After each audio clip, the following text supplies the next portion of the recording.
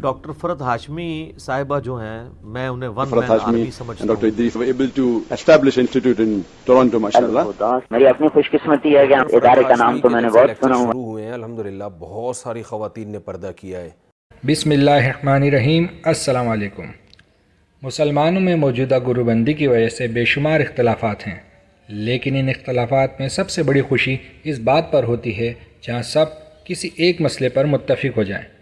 Doctor فرحت ہاشمی ایک ایسی ہی اسلام کی قابل فخر مبلغہ ہیں جن کی صداقت اور خلوص کے ساتھ جسے خواتین میں پھیلاتا دیکھ کر اپنے پرائے سبھی ان سے متاثر ہیں، بلکہ یوں کہنا چاہیے کہ نہ صرف متاثر ہیں بلکہ سبھی یہ جانتے ہیں کہ معاشرے میں ان جیسی اور مائیں بہنیں ہو جائیں تو ہمارے معاشرہ واقعی حقیقی اسلامی معاشرہ ہو جائے. مولانا طارق جمیل صاحب سے جب الہدیٰ انٹرنیشنل کے متعلق پوچھا گیا تو آپ نے فرمایا، الہدیٰ میری اپنی خوش قسمتی ہے کہ ادارے کا نام تو میں نے بہت سنا ہوا تھا. ہمارے ایک دوست ہیں، وہ ان کی اہلیہ یہاں آنا شروع ہوئی تو ان میں بڑی تبدیلی آئی، تو اس سے مجھے بڑی خوشی ہوئی. سبحان اللہ، اللہ کرے اسلام آباد کی گلی گلی میں ایسے ادارے کھل جائیں.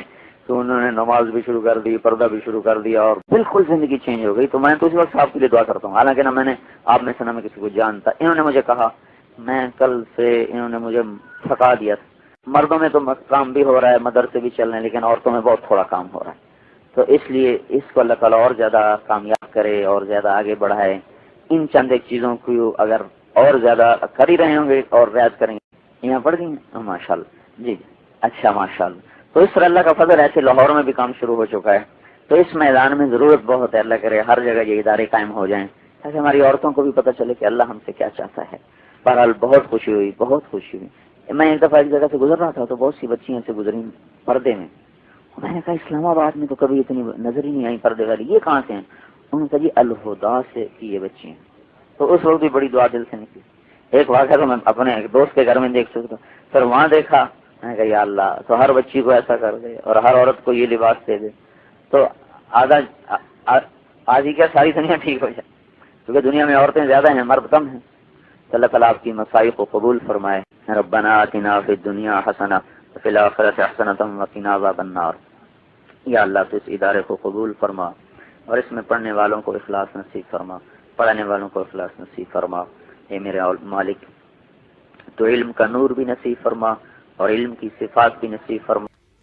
اسی طرح ڈاکٹر ذاکر نائک جیسے لیجنڈ اسکالر نے بھی ایک سوال کے جواب میں ڈاکٹر فرحت ہاشمی اور ان کے شوہر ڈاکٹر ادریس اور الہدیٰ انٹرنیشنل کی دینی خدمات کو بہت سراہا. And alhamdulillah, it's a pleasure for me to be in the Al-Huda Institute. And alhamdulillah, though I've been hearing of Dr. Farhat Hashmi and Dr. Idris since several years, and I've met them, mashallah, many times before, but from the desire to visit your institute, and because for me to go to Pakistan is difficult, the maximum invitation I've got is from Pakistan, mashallah, more than 400, but because the Indian government situation is difficult for me, I can go but I cannot come back. That is the reason it was my desire to visit one of the institutes, and mashallah, Allah has blessed me that in the last couple of years, Dr. Farhat Hashmi and Dr. Idris were able to establish an institute in Toronto, mashallah. And though I could not go to Pakistan, mashallah, so I'm here with you all, and it's a pleasure for me. And may Allah subhanahu wa ta'ala bless both of them and all those people who are involved in the institution, mashallah. And I always say, mashallah, amongst the work done by the women throughout the world, alhamdulillah, the work done by Al-Huda Institute is remarkable, and may Allah reward all of you. And alhamdulillah, the students are blessed to be studying in such an institution, because it is the duty of the Muslim that they should spread the word of Allah subhanahu wa ta'ala. And there's nothing better than the word of Allah subhanahu wa ta'ala, that is the Quran. And to understand it and propagate it is the best, alhamdulillah. It is the best profession you can take up. Engineer Muhammad Ali Mirza کا یہ جملہ سنہرے حروفوں سے لکھے جانے کے لائق ہے. سب سے پہلے میں کلیئر کر دوں کہ ڈاکٹر فرحت ہاشمی صاحبہ جو ہیں میں انہیں ون مین آرمی سمجھتا ہوں. مولانا مودودی رحمہ اللہ تعالیٰ کی دو زندہ کرامتیں قیامت تک کے لیے ہیں. نمبر 1 ڈاکٹر اسرار اور نمبر 2 ڈاکٹر فرحت ہاشمی. کیوں اس عورت نے تو قربانی دی ہے. آلموسٹ 1992 میں یہ اسلامی یونیورسٹی میں اسلامک ڈپارٹمنٹ کی ہیڈ تھی. پی ایچ ڈی کی ہوئی ہے. ان کا فائنل ایئر کا تھیسس جو ہے وہ शेख नासरुद्दीन अलबानी के पास है, मुहद्दिस आज़म सऊदीया के जो रहे, फिर वहाँ से भी निकाल दिए गए थे, बल वो बहुत बड़े आलिम दीन है, आज भी उम्मुल कुरा के अंदर मदीना यूनिवर्सिटी में उनके स्टूडेंट्स हैं। तो इतने बड़े आलिम दीन की ये स्टूडेंट हैं, 1992 में इन्होंने अपनी पोस्ट रिज़ाइन कर दी कि भाई यहाँ आई थी बड़े शौक़ से कि मैं इस्लामी यूनिवर्सिटी में कोई दीन का काम करूँगी, लेकिन उनको अंदाज़ा हुआ कि ये दीन का काम इस तरीके से नहीं होता, तो उन्होंने फिर अपना सेटअप बनाया, क्योंकि मर्द के साथ मुखातिब करते हुए औरत ने गुस्से का रवैया अडॉप्ट करना है, लच्छेदार गुफ्तगू ना हो। मैं ये नहीं कह रहा कि उनकी गुफ्तगू लच्छेदार है, लेकिन वो जिस स्टाइल में बोलती हैं वो स्टाइल एक मर्द के सुनने वाला नहीं। इसलिए मैंने कई उनकी स्टूडेंट्स नाराज़ भी हुई कि जी वो डॉक्टर फ़रत हाशमी के ये कहता है लेक्चर मर्दों को नहीं सुनने चाहिए। मैंने कतन ये इस एतबार से नहीं कहा था कि वो गुमराही फैला रही हैं, जिस तरह उलमा देवबंद ने फतवे दिए हैं। मैं उनको एक समझता हूँ कि वो मुजाहिदा औरत हैं, दीन का उन्होंने इतना काम किया कुरान के हवाले से कि वो हज़ारों मर्दों पे भारी हैं, लेकिन औरतों के साथ लड़े। मर्द को सुनने का शौक़ है तो मैं मशवरा दूंगा कि डॉक्टर इसरार साहब को सुने, बल्कि मैं उनकी स्टूडेंट से भी कहूँगा कि वो भी डॉक्टर इसरार साहब को सुने। डॉक्टर फ़रत हाशमी ने जितनी कुरान की तफसीर रिकॉर्ड करवाई है, वो उसका जो मोड है वो डिफरेंट है। डॉक्टर इसरार साहब ने कुरान को उस तरह प्रेजेंट किया है जिस इनकलाबी दावत के साथ वो दुनिया में आया है। लिंग्विस्टिक के ऊपर उन्होंने बहस नहीं की है। डॉक्टर फ़रत हाशमी तो उसकी अरबिक लिंग्विस्टिक और माशरती पहलुओं के ऊपर नज़र उनकी काफ़ी गहरी है, लेकिन डॉक्टर इसरार साहब जिस तरीके से उसे प्रेजेंट करते हैं, मेरा ख्याल नहीं किसी और शख्स ने इस तरीके से कुरान को प्रेजेंट किया हो। तो वो मर्द उनको देखें, उनकी वीडियो से इस्तेफादा करें। तो इंजीनियर मोहम्मद अली मिर्ज़ा ने कहा कि मैं डॉक्टर फ़रत हाशमी को वन मैन आर्मी समझता हूँ। इंजीनियर मोहम्मद अली मिर्ज़ा ने डिटेल में बहुत अच्छी गुफ्तगू की, लेकिन आखिर में उन्होंने जो तबसरा डॉक्टर फ़रत हाशमी की आवाज़ को लेकर किया, हम उसका जवाब देना ज़रूरी समझते हैं। सबसे पहले आप डॉक्टर फ़रत हाशमी की आवाज़ सुनिए और गौर कीजिए, क्या इनकी आवाज़ में कोई ऐसा स्टाइल है जो मर्दों को अपनी तरफ माइल करता हो। जहाँ तक सफर के महीने में बलाओं के उतरने का ताल्लुक है, तो इस किस्म की कुछ बातें और कुछ ख्यालात अहले अरब के यहाँ भी पाए जाते थे, अरबों के यहाँ भी ये बातें पाई जाती थी। उसकी क्या वजह थी? आप देखें ना, ठीक है हम मान लेते हैं हमारे दीन में तो कुछ नहीं बताया गया, लेकिन आखिर फिर वजह क्या है? लोगों ने इसको मनहूस समझ क्यों लिया? ये बात शुरू कहाँ से हुई? ये सवाल आता ना आपके ज़हन में कि कहाँ से शुरू हुआ ये सब कुछ? फिर अगर हमारे दीन में नहीं है तो लोगों को ये ख्याल कहाँ से आ गया कि हम इस महीने को मनहूस करार दे दें?